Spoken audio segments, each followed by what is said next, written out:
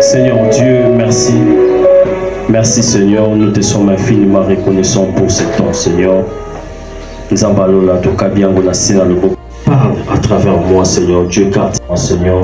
Tout ce qui va sortir de ma bouche, Seigneur, merci, prier. Amen. Amen. Amen. Ce n'est pas en vain oye lelo na oesika koyoka nzambe pe kobondela nzambe parce que c'est une série de prières tozobondela tobande depuis le lundi lelo toza vendredi lundi oyaki obondelaki mardi oyaki obondelaki ainsi de suite lelo pozobondela. Alléluia. Il a reçu cet ordre il a dit déliez-les et laissez-les aller parce qu'il savait Motoyo azaya kokangama azangi makoki ya kosala ba mouvement. Moto azaya kokangama azangi makoki ya kolukato ya kosala likambo. La délivrance c'est ça ba paramètres belé. Lundi ba lobele biso ba paramètres kino jeudi ba super belé so paramètres tellement belé et les autres zo kota na les maladies héréditaires. Alléluia. Si vous avez une maladie, vous avez une personne. Les maladies, parce que tu es venu chercher la délivrance à Dieu. Et il n'y a que Dieu qui peut te délivrer. Dites Amen. Amen. Tout un passage, mais faute de temps, tout un verset 43. Dans verset 44. Et tu reçois Exode chapitre 20, tu reçois verset 5, 4 et 5, et tu reçois là Jean chapitre 9, verset 1 à 2. Alléluia.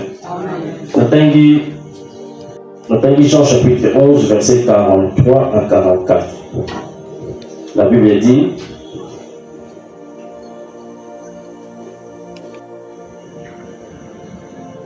ayant dit cela,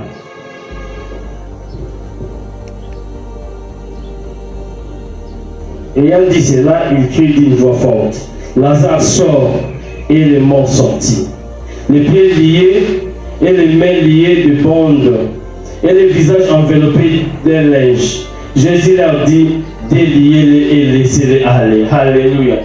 De nos pères et de nos arrière-parents. De quel agent? Pardon, Exode chapitre 5. Alors, l'homme, des fois, ma malédiction sous ton joie, et ça a causé l'acte au bisou beaucoup de posaka. Des fois, ma malédiction, on sait comment on sait les sous Dieu te condamne. Et il y a des péchés où il faut subir les conséquences. Des fois, il y a un mot subir, mais il y a des choses, tu es innocent. Yoto salama be mon sommet papa. Yoto qui est vers que l'on monte sommet papa pour que on réussisse, pour qu'on soit la vie. Yoto kontanda kwa nganga yote. C'est-à-dire où est où il y a oba boti na yo basara. Il y a oba rien parent na yo basara. Bible lobini.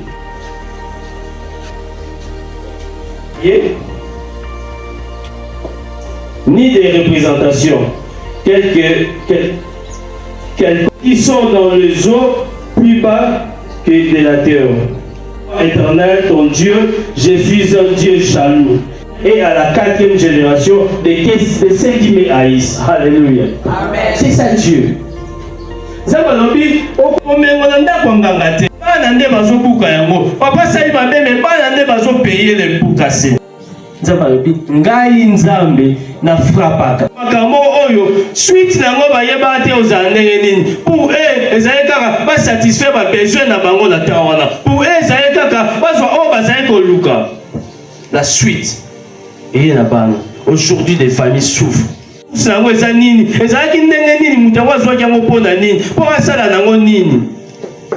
Mais aujourd'hui, c'est les enfants qui payent. Et répercussion, il y a des maladies et toucher famille mobile. Des fois, moi, la famille mobile, par exemple, le diabète. La famille basa 5, mais 3 la diabète. La diabète. Ça vient d'où cette maladie? Nani appelle la maladie au nalibota na yo. Alléluia. Parce que ça va genre maladie. Mon va traiter bien, il faut y avoir origine na yango. Sur les origines héréditaires, on en est traiter yango. Sur les origine mon normal, j'ai maladie mon o et ou ta kunate, à ça bien on traiter yango. Et des maladies origine héréditaire, ils sont très compliquées. Ce sont des maladies répétitives. Par contre, les gens après un temps ils ont dit. Si que les gens qui ont stop na maladie et souka. Et que souka lelo. Alléluia. Alléluia. Alléluia. Yebi. On a ma botte lelo et pas comme une âge mort. Pas comme une âge mort. Moi, il faut soit payé na ba âge mort. Si camarade autre génération na biso na wazena libota na yeba beli yango na âge mort. Non, c'est une maladie où ils ont touché les bottes à mon Dieu. Mutu ekusha anéanti azali bakoki osala musango parce que maladie oyo ba signer maladie oyo ba créer bana beba yeba est-ce ba continuer ba sumuka liboya bota ba feke to yemu libota wana babela maladie ya mutu eswaka banka mutu ti ya libo papa kei ya libo swa kei na invité sur suite la bonne suite de bordel parce que na beta surtout bonate et ba kufa kala ma so ka bela ti akei des maladies oya kabla libota des maladies oya saisitisa libota maladie oya vandisa libota par terre pas moyen de travailler pas moyen d'avancer mais Dieu te dit ce matin hein, tu es lié et laissez-les aller. Alléluia. Tu vis une vie nouvelle. Dieu t'appelle à une vie nouvelle aujourd'hui. Alléluia. Amen. Et c'est là yobi kabomo yasika. Oh ya maladie kanga yo bandata moulaï. Maladie où t'as l'icône qui t'a tinasé. Vous savez une chose. C'est qui c'est? Il est là. Yozo Lukaboui est bon, à bien sûr. À noter, à vie acte. Bon, on a un sang à bouillir, un sang dans sa peau là-bas où il y a eu. A commis nyonso pour que l'objet à la preuve. A vie ma preuve. Yo ya iko Luka, yo ya iko intéressé mon mengo, yo ya iko intéressé quoi qu'il soit, il a noté. Et lobby, tant maladie est kokota, tant bana yo ba banda ko souffrir. Le diable est là avec son acte. Ozonga aisi maladie mais mukanda yango ngana to signer kingana ba parents na ye ngana ba koko na ye yo fo zonga kuna sika na yo zabuna yo ko bima kuna te alliance et salama ya ba koko na ye kino na ba génération acte et salama les tianda a dit dans sa acte a suit acte et il sait que quel que soit moto a simbango, quel que soit moto yo a signé ba parte. Est-ce que notre question est-ce que yo zala comme ko ba signé parte wana? Et pourquoi vous vivre bien que tu es lié na makila ya ba koko wana, bien que vous êtes aligné wana, mais il y a une possibilité pour toi aujourd'hui. Je te dis, il y a une possibilité pour que Dieu te fasse sortir de ces lignées, pour que Dieu te fasse sortir de cette maladie, pour que Dieu te délivre ce matin. Il y a une possibilité. Crois et prie, je te délivrerai. Alléluia. Amen. Parce que si tu n'es pas délivré, on peut avancer. Si tu n'es pas délivré, vie d'ailleurs toujours ici comme on corps. On va dans ça sur place de temps en temps. Visez cette maladie. Pourquoi cette maladie a pris place dans ma famille? Pourquoi cette maladie a pris place dans mon corps, dans ma vie? Failli mon bazawa.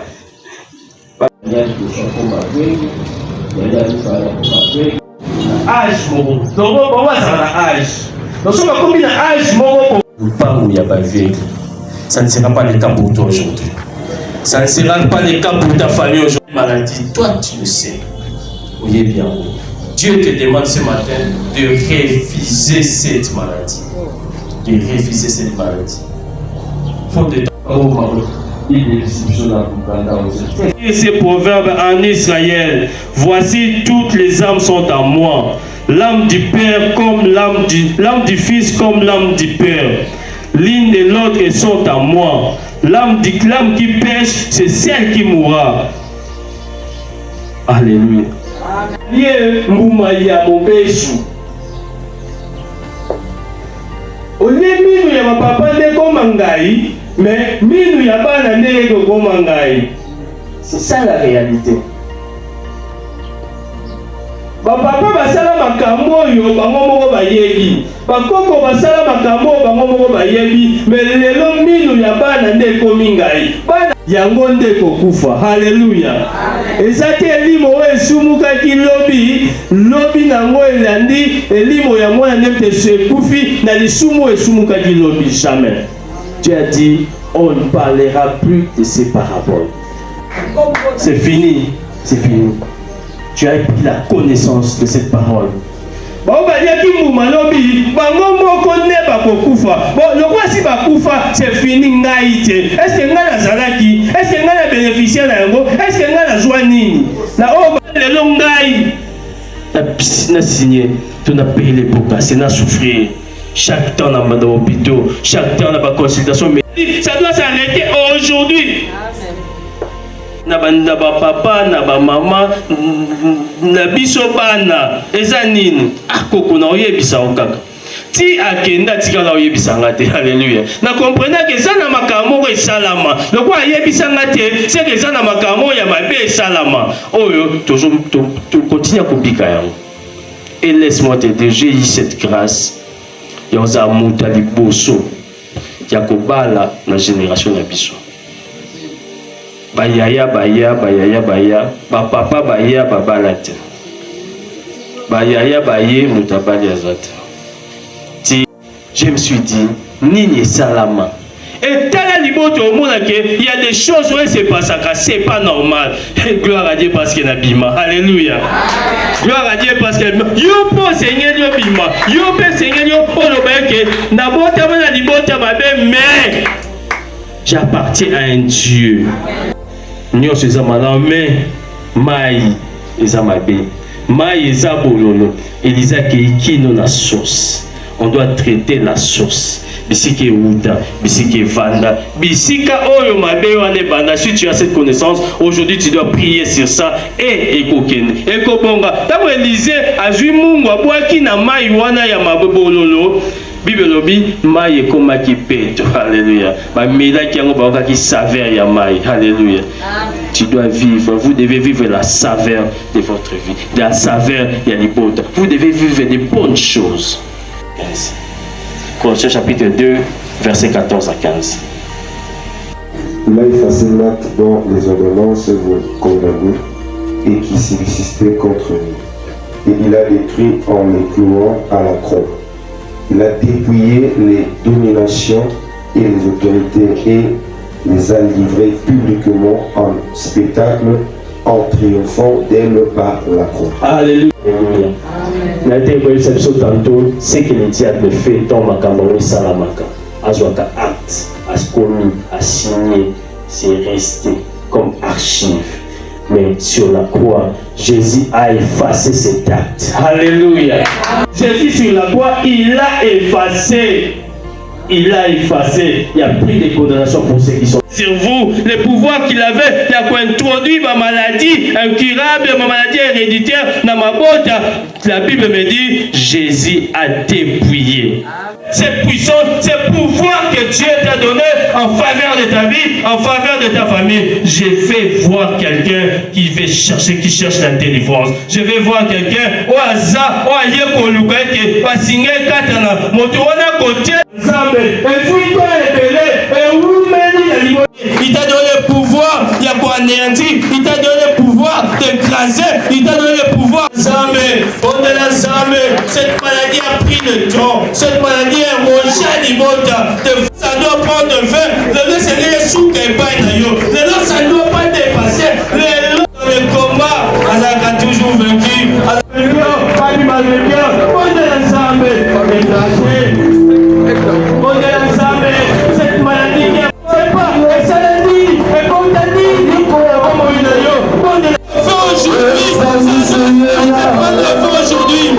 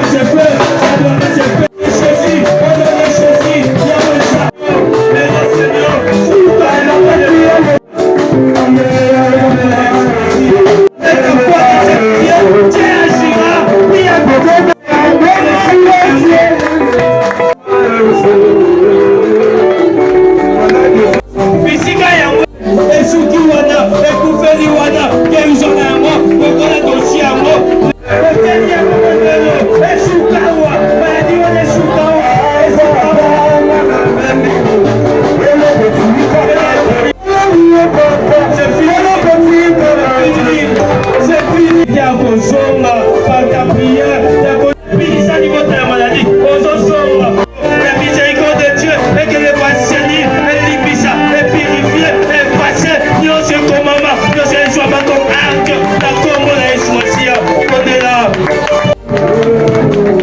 ça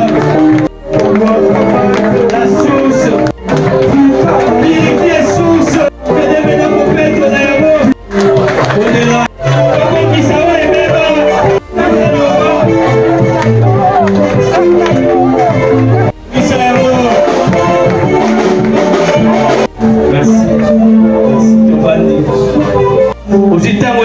la maladie ou mais là où il a fait bisali botanayo laisse-moi te dire Jésus, nous croyons en ta parole, nous croyons au miracle, nous croyons à vous permettre et ça là au travers moto akokamba biso lobi ndeko akozana biso lobi to monaye to yokaye et to pambo na nzela na ye amen alléluia ndwana elongona zam donc ozanga te lelo na 12 heures prière ezali en